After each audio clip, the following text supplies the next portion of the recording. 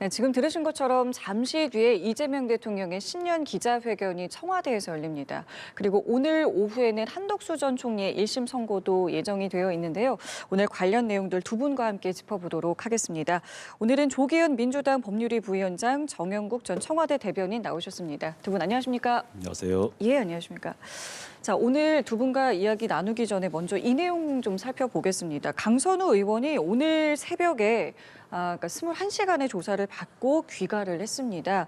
상당히 장시간 이제 조사를 받았는데 사실 지금 여러 이제 핵심 인물들의 진술이 엇갈리는 상황에서 장시간 조사를 받았다는 건 어떤 걸 좀 집중적으로 물어봤다고 보면 되는 걸까요? 일단 강선우 의원은 그 공천원금 수수 자체에 대해서 부인하는 취지로 일관했을 것으로 보입니다. 그런데 앞서서 각 세 번의 조사를 받은 김경시 의원 그리고 남모 사무국장과 관련해서는 돈을 준 사실을 비롯해서 그 명목, 그러니까 공천의 어떤 대가로서 줬다는 부분, 그리고 돈을 주는 장소, 정황, 상황에 대해서 꽤 구체적인 진술이 나와 있는 상태입니다. 그런데 강선우 의원은 지금까지는 남모 사무국장한테 보고받을 때까지는 몰랐다는 것이고 그 이후에 즉시 반환했다는 입장을 유지해 오고 있었습니다. 그런데 지금 보도되는 바에 의하면 김경 의원이라든가 남모 사무국장의 진술이 꽤 구체적이기 때문에 이거 부인하기는 쉽지 않았을 것으로 보입니다. 아마 경찰 수사에서는 이 앞선 둘의 진술을 바탕으로 해서 부인하는 강선우 의원의 답변의 허점을 계속 파고드는 방식으로 수사가 이루어졌을 것 같고요. 아무래도 부인하다 보니까 그전에 이루어진 김경시 의원 남모 사무국장의 진술과 비교하면서 그 진술의 신빙성에 대해서 계속적으로 질문을 했던 것 같습니다. 그 과정에서 어제 또 남모 사무국장에 의해서 이 돈의 명목, 받은 돈이 즉시 반환되거나 아니면 그냥 보유하고 있다가 반환된 게 아니라 전세 자금으로 쓰였다는 의혹까지 이제 제기된 상태이기 때문에 아마 그런 구체적인 내용까지도 전부 조사하고 확인하지 않았을까 싶습니다. 자, 그렇기 때문에 이제 뭐 다시 소환을 할 수도 있고 뭐 신병 처리를 할 수도 있고 여러 가지를 좀 경찰에서도 이제 고민을 하게 될 텐데 어떤 식으로 이 문제를 좀 풀어가야 된다고 보시는지요? 제가 생각하기에는 구속영장을 곧바로 신청을 해야 되지 않을까 싶은데요. 이것은 오늘 뭐 전세 자금으로 사용했다고 얘기는 합니다만은 그 지난번 김병기 의원하고 강선우 의원 사이에 녹취록에서 더 내용들이 구체적으로 다 드러나 있습니다. 이것은 뭐 공천 대가라는 것이 명백하게 확인되는 그런 부분인데 그날 그 대화 내용 속에 그런 것 아니겠습니까? 1억 원을 받았다. 이거 공천 안 주면 큰일 나겠다. 이런 얘기 했던 것 아니겠습니까? 그것은 바로 그 다음 날 이제 다수 공천을 주게 된 것인데 이 내용 대화 내용만으로도 충분히 공천 대가였구나 하는 걸 충분히 예견을 할 수 있는 부분이고 그것으로 결론을 낼 수 있는 부분인데 본인은 이제 형량을 낮추기 위한 방법이라든가 수사의 전략 기법으로 이제 전세 자금 사용됐다. 공천의 대가 아니다 이렇게 주장을 합니다만은 그 주장은 더 이상 입장을 대기가 어렵지 않겠나 싶습니다. 알겠습니다. 이제 경찰이 어떤 판단을 내릴지 저희도 지켜보겠고요.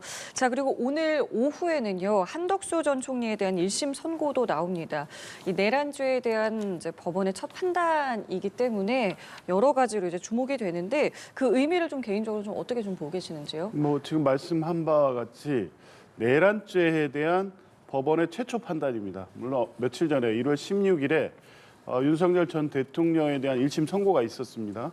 5년이 선고가 됐죠. 근데 그 사건은 내란 사건에서 파생된 사건, 그러니까 내란으로 인해서 체포영장이 발부된 윤석열 전 대통령이 관저에 은닉한 후에 경호처를 동원해서 체포영장 집행을 막은 부분, 그리고 계엄 당일에 사후 계엄 문건 작성 폐기에 관여한 부분, 그리고 그 관련된 이제 사건들이었습니다. 그러니까 그 사건에서는 중요한 판단이 있었습니다. 계속 윤석열 전 대통령 측이 주장하는 공수처의 수사권 문제, 공수처의 수사권이 없다면 내란 사건 수사 전반이 위법한 공소 제기이기 때문에 공소 기각돼야 된다는 주장을 하고 있습니다. 그 사건도 이 사건에 그 부분은 영향을 미칩니다만 그 사건에서는 내란 여부에 대한 판단은 없었습니다. 근데 오늘 한덕수 전 국무총리에 대한 핵심 공소 사실은 내란 중요 임무 종사죄입니다. 중요 임무 종사죄의 유무죄를 판단하기 위해서는 이 사건 비상계엄이 내란에 해당되는지에 대한 판단이 우선 되어야 됩니다. 그러면 형법상 국헌문란의 목적의 폭동에 해당되는지에 대한 판단이 아마 있을 거고요. 이 오늘 선고에서 내란이라는 판단이 내려진다고 하면 직위원 재판부가 2월 19일로 예정하고 있는 윤석열 전 대통령에 대한 내란 우두머리 사건에서도 같은 결론이 나올 가능성이 매우 높아지고요. 그러면 윤석열 대통령의 유죄 판단의 가능성도 매우 높아지는 겁니다. 그리고 그 한덕수 전 총리 관련된 다른 기소 사실 역시 내란과 관련돼서 이루어진 일이기 때문에 오늘 법원의 판단은 윤석열 전 대통령의 선고 결과에도 그대로 영향을 미칠 가능성이 높기 때문에 예. 그런 부분에서 보면 오늘의 어떤 법리적 판단, 내란 해당 여부에 대한 판단이 가장 중요하게 보입니다. 그러니까 선고가 어느 정도 나올지만큼이나 이제 중요한 의미를 갖고 있는 오늘의 이제 1심 선고인데 그간의 재판 과정에 대해서는 좀 어떻게 평가를 하세요? 굉장히 빠른 속도로 진행이 됐던 것 아니겠습니까? 오늘 재판은 제가 보기에는 이 한덕수 전 총리에 대해서 그 책임에 대한 의미가 굉장히 크다고 보여집니다. 한덕수 전 총리 같은 경우는 그동안 오랜 기간 동안 공직 생활을 해왔지 않습니까? 그렇다 그러면은 이 계엄령 선포로 인해 가지고 우리 사회 또 국제 사회에 얼마만큼 큰 우리 국가의 위해를 가할 것인가 하는 걸 충분히 예상할 수 있는 분인데도 불구하고 적극적으로 막지 않았다, 그 책임을 다하지 않았다 하는 부분에 대해서 처벌이 내려진다 하더라도 그게 큰 의미를 가질 수 있다고 보여집니다. 그렇기 때문에 이번 내란이 이게 과연 내란이냐 아니냐 하는 부분에 대한 판단이 오늘 재판에서 가장 큰 의미가 있다고 보여지는데, 내란이라는 것은 앞서 말씀하신 대로 폭동이 있었느냐 없었느냐 하는 문제가 아니겠습니까? 계엄이라는 부분은 위법성에 대해서 이미 저 지난 재판에서 다 결론이 난 부분이고, 과연 이 국헌분란에 폭동이 있었느냐? 국헌분란은 맞는 것 같아요. 그러니까 국회를 봉쇄했다든가 뭐 선관위를 진입을 했다든가 부분에 대해서는 우리 국가기관의 권능을 해친 부분이 있습니다. 그렇기 때문에 국헌분란의 목적은 맞아요. 그런데 이게 행위 부분, 이게 폭동이었느냐 아니냐 하는 부분, 이 부분에 대한 해석이 굉장히 쟁점인 것 같은데, 오늘 그에 대한 결론이 난다 그러면은 다음 재판에서도 윤석열 전 대통령의 다음 본 재판에서도 그대로 적용이 될 부분이라고 생각이 되고, 오늘 그동안의 재판 진행 과정은 굉장히 빠른 속도로 진행이 돼서 네. 오늘 혹시나 법정 구속이 일어나지 않을까 하는 그런 부분에 대해서도 주목해볼 부분이라 생각이 됩니다. 그 말씀을 하신 거는 이제 한덕수 전 총리가 지금 불구속 상태이기 때문인 것인데 지금 이런 상황에서 최근에 이제 인터넷상에서는 한덕수 전 총리의 목격 사진들 또 영상들이 이제 또 공개가 됐습니다. 근데 그 장소가 뭐 경양식 집이라던가 이제 호텔이기 때문에 또 이것이 과연 적절한 것인가에 대해서 이제 네티즌들의 이제 설왕설래가 좀 있었는데, 이 부분은 좀 개인적으로 어떻게 좀 보셨는지요? 개인적으로 어떤 심경인지는 모르겠습니다만 국민들 일반 상식의 기준에서 볼 때는 납득할 수 없는 행보죠. 개인적으로 어딜 가든 하든 무엇을 먹든 자유는 있습니다만 그 날짜가 윤석열 전 대통령에 대한 사형 구형이 있었던 즈음입니다. 어쨌든 지난 1년 동안 우리 국민들은 작년 12.3 비상계엄 내란으로 해서 극심한 혼란을 겪었고, 실제 국가 경제라든가 외교 여러 부분에 있어서 상당한 혼란을 겪었습니다. 그 윤석열 전 대통령에 대한 구형이 이루어진 날이었고 사형이 구형됐습니다. 모든 국민들의 관심이 그곳에 집중되고 있었는데, 그때 한덕수 전 국무총리가 아무 일 없었다는 듯이 일상을 즐기고 있는 모습이 국민들 보시기에는 매우 불편하고 부적절해 보였을 것으로 보이고요. 저는 그게 곧 선고를 앞두고 있는 한덕수 전 국무총리가 자신의 운명을 예감하고 필요한 시간을 가졌다, 이렇게 스스로 위안하고 있을지는 모르겠지만, 적어도 이게 어떤 식으로든 공개될 수 있다는 점을 고려했다면 자중하고 당일의 어떤 윤석열 전 대통령에 대한 구형에 대해서 국민들이 어떻게 생각할지, 그 날이 갖고 있는 여러 가지 의미를 좀 고민하면서 했어야 되지 않나 하는 생각이 듭니다. 대변인님께서는 사진 어떻게 보셨습니까? 밖에 나가서 식사를 할 수도 있죠. 할 수도 있는데 이제 집안에서 자숙하고 자성할 필요는 있겠습니다만은 또 법안에 밖에 나가서 외식을 할 수 있는 부분도 있는 것인데, 그렇게 이제 선고를 앞두고 저런 사진이 나온 것은 이제 법정 재판부에 대한 일종의 압력인 것이죠. 이게 법정 구속을 해야 된다 하는 그런 의미를 담기는 것이죠. 이 내란 중요 임무 종사자가 밖에 나와서 이렇게 마음대로 활보할 수도 있느냐, 거기에 대한 불만. 그리고 이 부분에 대해서는 법정 구속을 통해서 인신을 제약을 해야 된다, 자유를 제약해야 된다, 이런 부분에 대한 압력으로 그렇게 비칠 수 있을 것 같습니다. 그러나 그게 뭐 일상적인 생활 가운데 하나인데 그걸 그렇게 큰 의미를 둬서는 안 될 것 같습니다. 알겠습니다. 자, 그리고 이제 잠시 뒤면은 이재명 대통령이 청와대에서 신년 기자회견을 갖습니다. 90분 동안 열리게 되고요. 이제 기자들과 질문이 이제 미리 정해지지 않은 상태에서 다양한 주제를 놓고 질문을 하고 이제 이재명 대통령 본인의 생각을 전달하게 되는데 세 번째 기자회견입니다. 어떤 의미가 있다고 먼저 봐야 되겠습니까? 일단 집권 2년 차의 출발 그 시점에서의 기자회견이라는 의미가 있고요. 청와대로 복귀한 이후에 첫 또 기자회견입니다. 이재명 정부가 출범한 지가 이제 7개월 됐습니다. 그런데 7개월 동안은 사실 회복과 뭐 안정 이 부분에 초점이 갈 수밖에 없었죠. 왜냐하면 비상계엄 내란 이후에 조기 대선을 통해서 정권이 출범을 했고 인수위 없이 또 출범을 했습니다. 그런데 맞닥뜨린 현실은 만만치 않았죠. 대미 통상 협정으로에 대해서 여러 가지 그 미국으로부터의 압박이 있는 상황이었고요. 대한민국 외교가 한 6개월여 동안 정지돼 있는 상태였던 것도 있습니다. 계엄의 후과로 경제나 모든 부분이 사실 불안정한 상황에 있었던 시점이었습니다. 7개월 동안은 이 부분을 안정시키고 대한민국이 다시 도약할 수 있는 기반을 만드는 기간이었다고 봅니다. 그래서 오늘 집권 2년차 첫 기자회견의 주제는 대전환과 대도약입니다. 예. 이제 본격적으로 이재명 정부의 능력을 보여주겠다. 국민들이 안정적으로 이 생활하는 것을 넘어서서 도약하고 실제 국민들의 삶을 바꾸는 그런 이재명 정부가 되겠다는 어떤 지향을 설명하는 자리인 것 같고요. 그 내용에 대해서는 연말 연초 진행된 업무 보고를 통해서 이 정부가 어디로 갈지에 대해서는 대강의 이제 설명은 됐다고 봅니다. 아마 오늘 그 구체적 방향에 대해서 기자들과의 질의응답을 통해서 국민들께 상세히 보고하는 자리가 될 것 같습니다. 그러니까 대전환, 대도약을 위한 국정구상에 대한 설명, 또 이 방향성을 이제 알아볼 수 있는 자리가 될 것이다라고 말씀하셨는데 어떤 부분 좀 기대하고 계시는지 듣겠습니다. 제가 보기에는 이번 기자회견도 본인이 아마 이재명 대통령 본인이 아마 하고 싶어서 했을 겁니다. 왜냐하면 외교 순방의 성과도 있고 하기 때문에. 그리고 또 이런 기자회견이라든가 생방송에 대해서 대통령이 굉장히 좋아하시는 것 같아요. 자신이 있어요. 이게 그동안 대통령들이 이 기자회견 굉장히 신년 기자회견 대체로 안 하려고 했거든요. 기자들이 질문을 받지 않으려고 많이 했지 않습니까? 근데 이재명 대통령은 스스로 나서서 하려고 하잖아요. 이런 모습은 국민과 직접적인 소통하는 부분에 있어서 굉장히 좋은 부분인데 그만큼 자신이 있다는 얘기인 것이죠. 그리고 또 하나는 이런 전국 주도권을 본인이 가져가겠다는 것입니다. 근데 그동안 정부 부처 보고도 생방송으로 다 했잖아요. 그렇죠. 그때 굉장히 관심을 많이 끌었죠.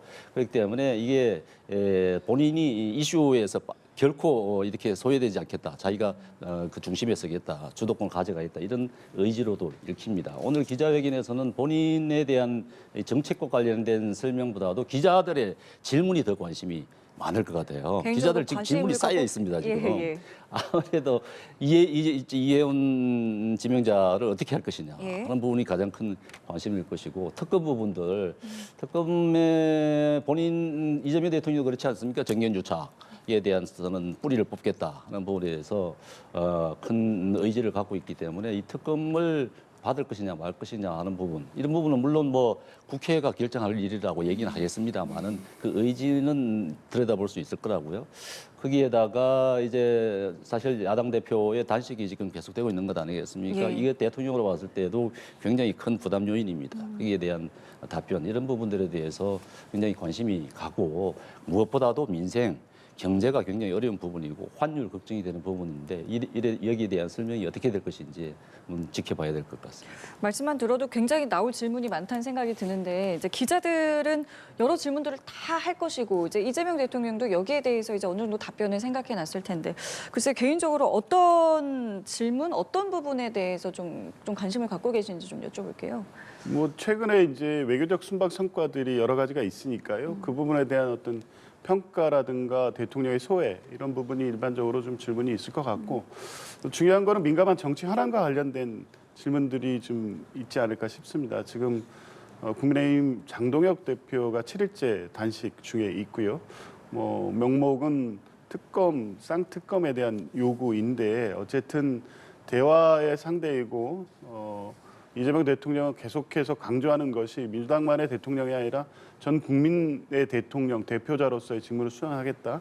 야당과도 적극적으로 소통하겠다는 입장을 계속 밝혀왔습니다. 그런데 최근에 국민의힘과의 대화가 사실상 단절돼 있죠. 그건 대통령은 요구하고 있음에도 불구하고 장동혁 대표가 최근에 있었던 모찬 이 자리도 거부했고 송원석 대표도 참석하지 않았습니다.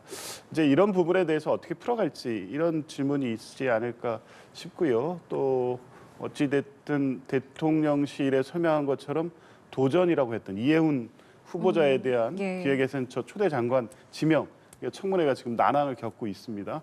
오늘까지가 청문 보고서 송부 기한입니다. 그래서 대통령이 이 부분에 대해서 어떻게 처리할지에 대한 질문도 있을 것으로 보이고요. 아마 그 부분에 대한 답변도 어느 정도 예상을 할 수 있을 것 같습니다. 일단 청문회가 정상적으로 진행되지 않은 상황이기 때문에 적어도 청문회를 통해서 국민들이 검증하고 판단하는 상황을 보고 판단하겠다 이런 입장 정도가 아닐까 싶고요. 또 최근에 이제 검찰 개혁과 관련해서 당과 그 정부가 내놓은 이 입법 예고안을 갖고 당과 청와대 또 정부가 여러 논의를 진행하고 있습니다. 이 부분에 대한 혹여 외부적으로 비춰진 약간의 의견의 차이 이런 부분에 대한 해소 방안 뭐 이런 중심적으로 최근 이슈의 중심이 되고 있는 여러 현안들에 대해서 다양한 질문이 있을 것으로 봅니다.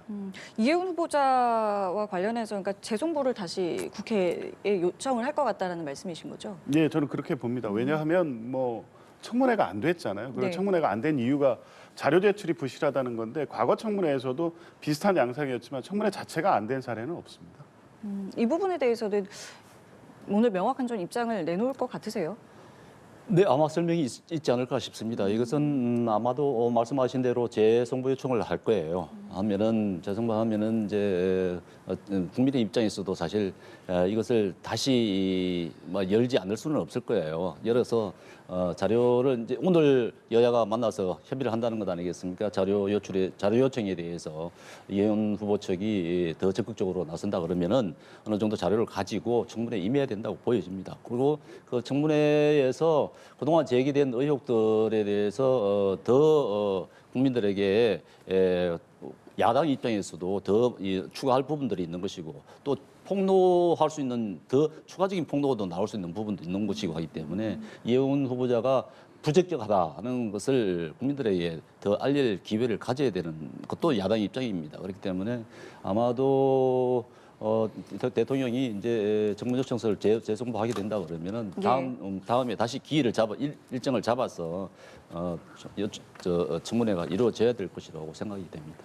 자, 그리고 사실 또 경제와 관련된 질문도 당연히 이제 나올 것 같은데 지금 글쎄요, 뭐 국내 경제는 물론이고 지금 뭐 미국 반도체, 뭐 그린란드 여러 가지 것들로 이제 굉장히 정세가 좀 불안정한 상황 아니겠습니까? 여기서 이제 이재명 대통령 어느 정도 수준의 답변이 나올 수 있을 것 같으세요? 뭐 일단 뭐 최근에 이 주가 상황을 보면 공약했던 바 중에 코스피 5천 시대가 곧 현실화될 것 같습니다. 예. 상대적으로 국내 증시가 상당히 안정적으로 지금 성장하고 있다는 측면, 이 부분은 강조할 수 있을 것 같고요. 이제 그에 비해서 대외적 환경이 여전히 불안한 건 사실이죠. 환율도 고환율이 계속 지속되고 있는 상황. 이것이 사실 국내적 상황이라든가 정부 정책만으로 극복하기에 한계가 있는 여러 대외적 요인이 있는 부분, 이런 부분에 대한 설명이 있을 수 있고요. 미국이 또 반도체와 관련해서 추가 압박을 하고 있는 부분에 대해서 해결책에 대한 질문이 있겠습니다. 이 부분에 대해서는 청와대의 경제실이나 참모진의 어떤 당장의 어떤 대안이 있을 수 있는 것은 아닙니다만 지난 통상협상 과정에서 적어도 대만이나 관련국에 비해서 불리한 처우를 하지 않겠다는 기본 원칙은 양국 간에 정리가 돼 있기 때문에 그 양국 간 합의에 기해서 미국의 요구가 무리하게 관철되지 않게 하겠다는 기본 원칙은 밝힐 수 있을 것으로 보이고요. 전반적으로 대외적 환경이 만만치는 않습니다만 우리 경제가 안정적 성장을 계속 할 수 있는 기반은 충분히 갖추고 있고 그게 최근에 예. 코스피 지수로 나타나고 있다. 이런 알겠습니다. 부분은 있습니다.